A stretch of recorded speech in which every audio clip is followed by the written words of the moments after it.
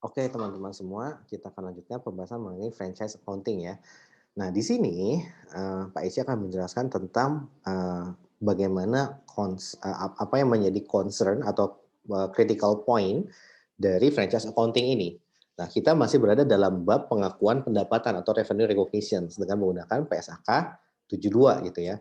Nah, ada beberapa titik krusial, titik kritis, critical points yang mesti kalian pahami gitu ya. Dari apa? Dari konsep franchise accounting ini gitu ya. Nah, apa saja titik krusialnya? Nah, pada dasarnya kalau kita sudah bahas pada video sebelumnya ada 5 syarat ya pengakuan pendapatan ya. Ada 5 ya, satu kontrak gitu ya. Kontrak gitu. Kemudian identifikasi kontrak. Setelah itu adalah yang kedua performance obligations gitu ya. Nah, yang ketiga adalah harga transaksi, price. Yang keempat adalah mengalokasikan alokasi price-nya ya, alokasi harga transaksi. Nah, kemudian apa? Yang terakhir adalah, aduh tulisan jelek nggak apa-apa ya, kagok atau udah pakai ini mah. Yang terakhir adalah revenue recognition ya, rekog. Nah, nah sekarang untuk pembahasan franchise accounting pada dasarnya stressing point-nya ada di dua hal ini. Bagaimana tentang pengakuan identifikasi performance obligations atau kewajiban. Nah, dan yang kedua adalah apa? Yang kedua adalah bagaimana konsep pengakuan pendapatannya. Seperti itu ya. Nah, dua hal ini adalah yang menjadi isu utama dalam franchise accounting. Oke? Nah, baik kalau gitu ya kita refresh kembali ya, refresh kembali pelajaran yang sudah kita lewati eh, pada video pembahasan sebelumnya ya. Nah, di sini saya akan menjelaskan ulang ya tentang apa sih, bagaimana sih cara mengidentifikasi performance obligations atau kewajiban. Nah, pada dasarnya cara mengidentifikasi performance obligations itu ada dua, harus distinct antara dua performance obligations tersebut, distinct yang pertama ya, betul-betul berbeda. Nah, berbeda ini ciri khasnya adalah memiliki price list ya. Nah, yang saya selalu ulang, price list gitu ya. Nah, yang kedua, sifatnya antara performance obligation yang satu dengan PO yang kedua atau kewajiban kedua itu tidak saling bergantung atau dia sifatnya adalah independen. Tidak dependen gitu ya. Jadi independen. Nah, seperti itu ya. Nah, oke. Nah, sekarang kalau itu isu apa itu kriteria yang mesti dipenuhi ya. Agar apa? Agar kita bisa membedakan apakah ini PO-nya atau kewajibannya terpisah atau gabung jadi satu gitu loh maksudnya ya. Nah, kalau terpisah maka harus distinct, ada price list dan kedua memang tidak berkaitan antara satu dengan yang lainnya. Seperti itu ya.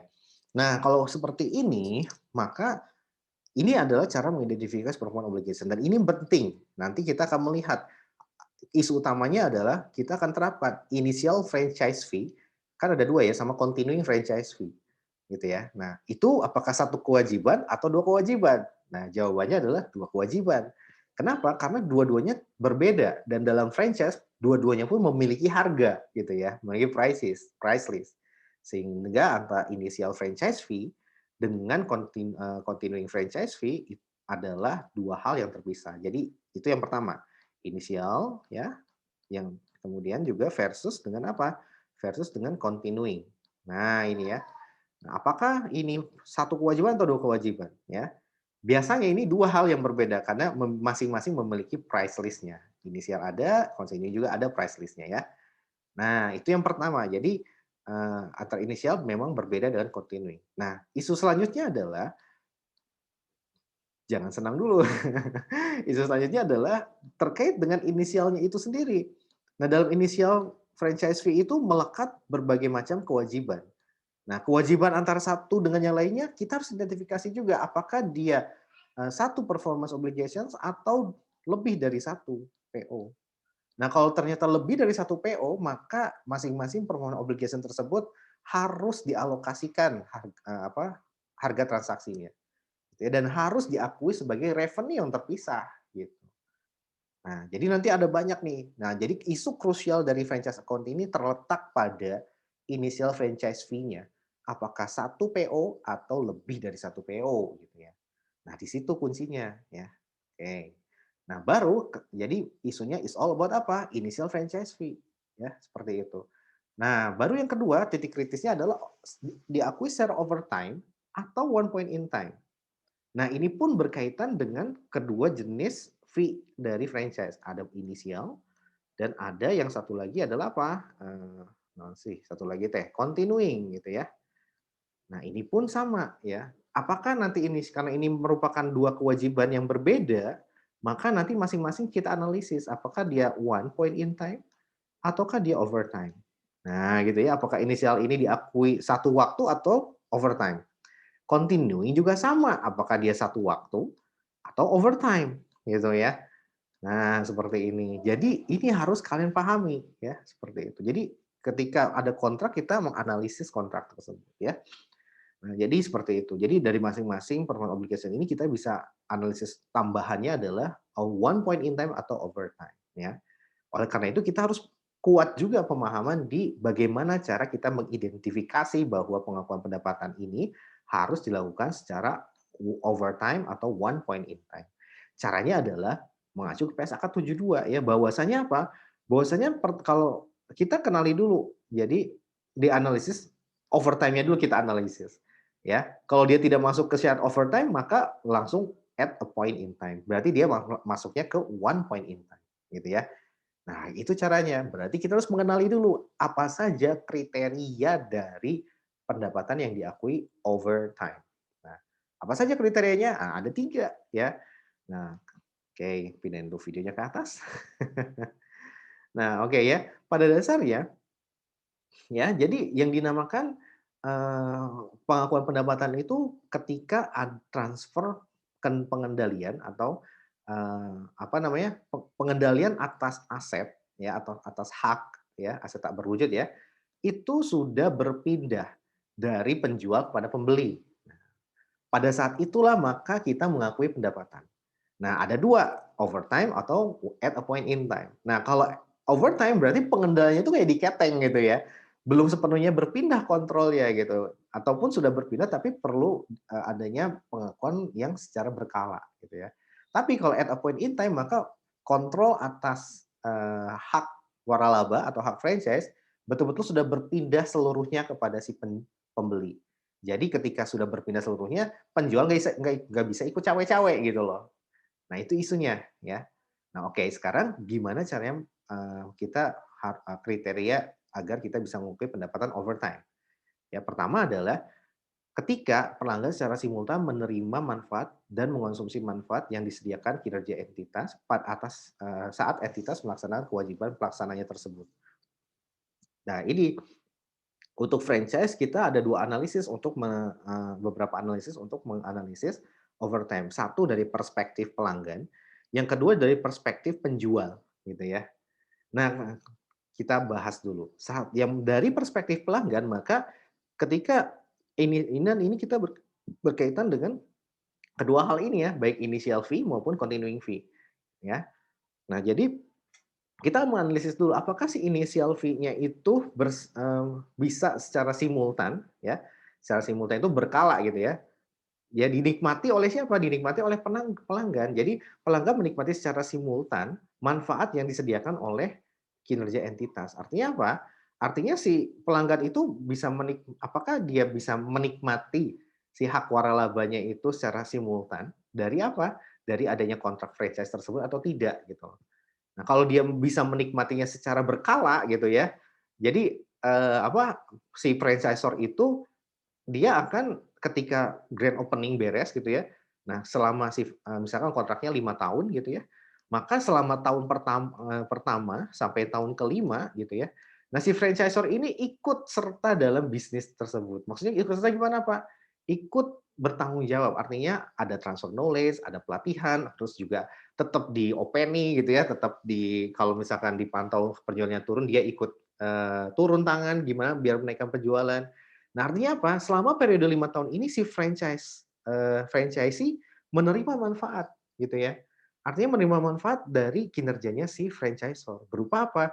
Berupa ya konsultasi yang rutin, ikut turun ketika penjualan franchise-nya turun dan sebagainya, selalu melakukan training yang tidak yang berkala gitu ya, tidak hanya di awal waktu doang. tapi juga selama proses proses kontrak gitu, kontrak franchise berlangsung, dia juga ikut turun tangan ya membantu si franchisee gitu ya dengan memberikan training yang berkala, kemudian juga transfer knowledge gitu ya, dan juga ya konsultasi dan sebagainya. Intinya adalah semua hal yang bisa dinikmati oleh franchisee selama kontrak franchise berlangsung, maka kalau dalam kontraknya itu, menyebabkan ya, kondisi demikian, nah ini akan membuat pengakuan inisial franchise fee-nya itu diberlakukan secara overtime, gitu ya.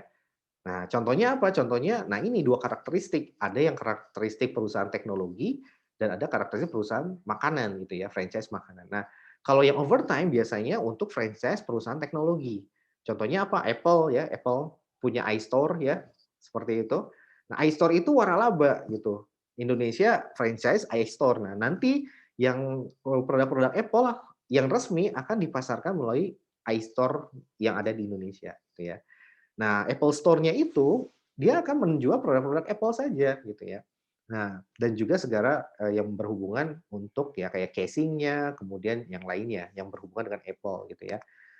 Nah, dari situ pada dasarnya karena teknologi itu sifat nature bisnisnya itu, dia prosesnya itu, tanpa henti ya, iPhone aja udah sampai iPhone 12, nanti ada iPhone 13, 14. Artinya apa? Ketika iStore itu, melakukan di franchise Apple Store gitu ya, maka ya kalian bisa bayangin ya, ketika, tahun ini ada produk baru, tahun depan ada produk baru. Artinya apa? Kita selaku franchisee tentunya perlu diberikan ya sedikit knowledge tentang bagaimana berurusan dengan produk baru seperti iPhone 12, iPhone 11 dan sebagainya. Nah, agar apa? Agar ya ketika kita bisa betul-betul menjual itu secara bertanggung jawab gitu ya. Jadi ketika, "Oh ada produk baru, oh iya ini kayak gini fungsinya apa aja." Nah masa iya ketika ada pelanggan yang datang mau beli iPhone gitu ya, "Loh fungsinya gimana aja nih Pak?" "Aduh saya nggak tahu," gitu.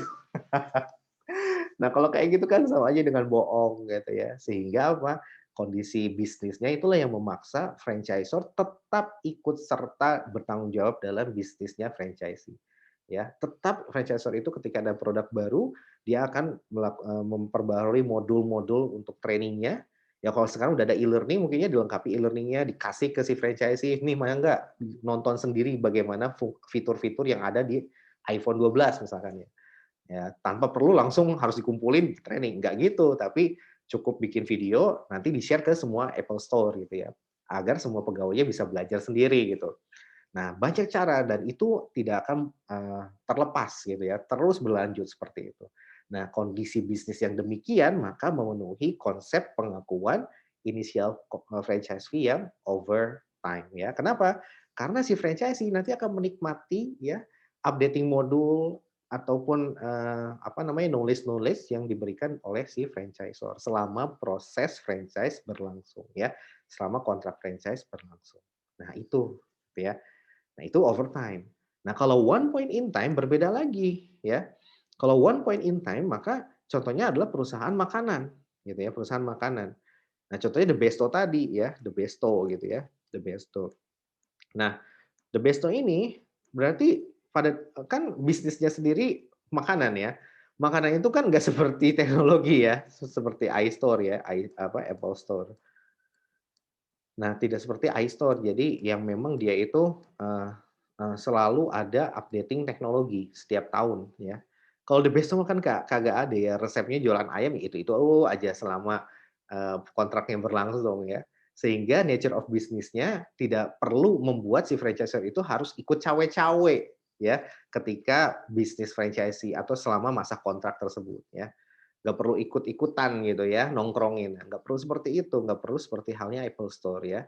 Nggak perlu buatin modul tiap tahun gitu ya, nggak perlu. Nah, cukup sekali pelatihan di awal, maka apa? Maka ya udah beres gitu, tinggal kasih tahu resepnya, cara masaknya dan sebagainya.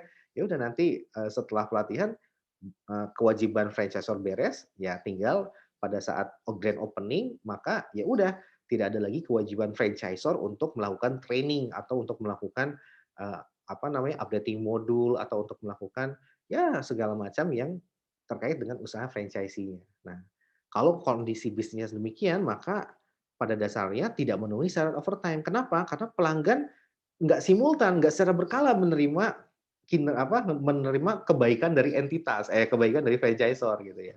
Tidak secara berkala, tapi satu waktu aja. Pada saat kapan? Pada saat grand opening beres, semua kelar. Tinggal bisnisnya dijalankan gitu ya. Nah itu, titik critical point-nya yang harus kalian pahami ya. Nah sekarang, syarat kedua adalah apa? Dari konsep pengakuan pendapatan yang overtime adalah jadi ini nanti kita, satu persatu ya. Initial franchise fee-nya kita nilai apakah dia one point in time. Nah, kalau continuing tadi yang tadi saya jelaskan itu adalah yang initial franchise fee ya, seperti itu. Nah, kalau yang jadi bisa 2 ya, bisa one point in time, kalau yang teknologi initial franchise fee-nya itu overtime gitu ya. Nah, bagaimana dengan continuing-nya? Kan ada 2 ya, sumber pendapatan dari franchise itu, franchisor. Yang pertama adalah inisial, yang kedua adalah continuing, ya. Nah, kalau continuing, baik itu, franchise The Besto gitu ya, maupun franchise-nya si Apple Store, contohnya continuing ini adalah royalti ya, bisa kita katakan royalti. Nah, maka ini kita analisis dulu ya, apakah dia overtime ya, kita analisis ya. Nah, kalau royalti gimana kalau royalti? Nah, royalti itu kan pada dasarnya adalah, hak bagi si franchisor untuk menerima sedikit porsi dari pendapatannya si franchisee. Nah, misalkan setelah grand opening ya tanggal 1 ya, 1 Januari 2020. Nah, kemudian nanti di tanggal 31 Desember 2020 kita akan hitung berapa omsetnya si franchisee. Ya, omsetnya itulah nanti akan dikenakan royalti. Misalkan 1% atau 10% gitu dari si omsetnya. Nah, itulah yang nanti akan menjadi pemasukan si franchisor secara berkala. Nah, kalau konsepnya seperti dan ini berlangsung selama 5 tahun ya, misalkan kontraknya 5 tahun. Tahun pertama sampai dengan tahun ke-5 gitu ya. Nah, kalau kondisinya demikian berarti apa? Selama periode tersebut, eee, si franchisee menikmati apa namanya, hak royalti tadi. Hak royalti itu apa maksudnya? Ketika dia sudah membeli waralaba tersebut gitu ya, maka dia akan menggunakan brand-nya The Besto. Maka dia akan menggunakan brand-nya Apple Store gitu ya. Seperti itu, sehingga orang kan udah mengenal. Artinya apa? Udah trust dengan brand tersebut, sehingga ya orang pasti akan datang gitu ya. Nah, kita punya privilege untuk menggunakan brand tadi selama 5 tahun. Otomatis apa? Kita perlu dong bayar royalti, karena dengan adanya brand tersebut bisa menaikkan pendapatan kita. Orang trust, orang mau beli, akhirnya ya udah beli di tempat kita gitu ya. Nah, atas revenue yang kita peroleh dengan memasarkan brand tadi ya, dengan mengeksekusi bisnis ya The Besto dan Apple Store, maka kita ada sebagian pendapatan yang menjadi haknya si franchisor. Nah, seperti itu. Atas apa? Atas penggunaan royalti merek The Besto dan Apple Store selama masa franchise. Nah, berarti apa? Memenuhi kriteria overtime. Kenapa? Karena si franchisee secara simultan atau secara berkala selama masa kontrak boleh menggunakan hak, mereknya franchisor berupa The Besto ataupun Apple Store. Nah, seperti itu jadinya ketika, continuing franchise fee berupa royalti pun gitu ya, maka si franchisee berhak, untuk menggunakan label tersebut. Otomatis apa? Selama masa franchise, si franchisee mendapatkan manfaat dari penggunaan hak tersebut. That's why diakuinya secara overtime, gitu ya. Setiap tahun sepanjang masa kontrak franchise tersebut berlaku. Meskipun yang menjadi trigger bukan waktu, jadi bukan dibagi 5 gitu ya, tapi dikalikan dengan berapa jumlah pendapatan dari si franchisee selama tahun tersebut, dikalikan dengan persentase royaltinya. Nah itu ya. So kesimpulannya adalah, untuk continuing franchise fee berupa royalti, maka pengakuan pendapatannya dilakukan secara overtime. Baik itu untuk yang tipe bisnisnya adalah teknologi, seperti Apple Store, maupun yang tipe bisnisnya seperti makanan ya, The Besto. Nah, oke, kesimpulannya seperti itu ya. Jadi continuing franchise fee, overtime. Kalau initial franchise fee untuk bisnis makanan dan sejenisnya yang perubahannya itu tidak cepat, biasanya initial franchise fee-nya itu one point in time pada saat grand opening. Tapi kalau yang perubahannya itu sangat cepat gitu ya, perlu inovasi yang tanpa henti seperti teknologi, nah biasanya inisial franchise fee-nya diakui overtime sepanjang masa berlakunya kontrak franchise tersebut. Itu saja yang saya bisa, jelaskan terkait konsep, pengakuan pendapatan dari, akuntansi franchise. Nanti kita akan bahas contoh pada video berikutnya ya. Terima kasih.